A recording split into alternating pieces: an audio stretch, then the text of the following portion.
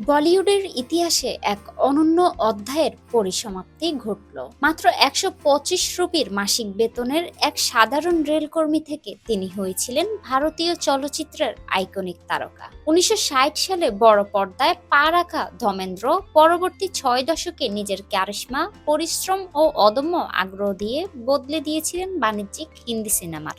৮৯ বছর বয়সে প্রয়াত এই অভিনেতা রেখে গেলেন এক কিংবদন্তি উত্তরাধিকার, যা বলিউডকে সমৃদ্ধ করেছে চরিত্র, গল্প আর তারকা খ্যাতির এক স্বর্ণযুগে। রোমান্টিক, কমেডি, নীতিবাচক বা ঘরানার চরিত্রে সমান দক্ষ ছিলেন তিনি। চুপকে চুপকে, আই মিলান কি বেলা বহু ছবিতে দর্শকদের মন জয় করেছেন।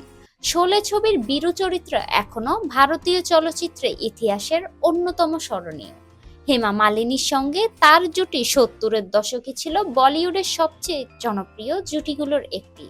বাস্তব জীবনেও তাদের সম্পর্ক ছিল আলোচিত।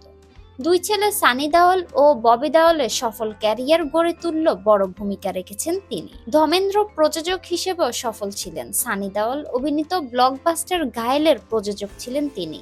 মৃত্যুর দিনেই প্রকাশিত হয় তার শেষ ছবি ২১ এর প্রথম লোক, যেখানে তিনি অভিনয় করেছেন পরমবীর চক্রপ্রাপ্ত অরুণ খেতারপালের দাদার চরিত্রে। ছবিটি বড়দিনে মুক্তি পাবে।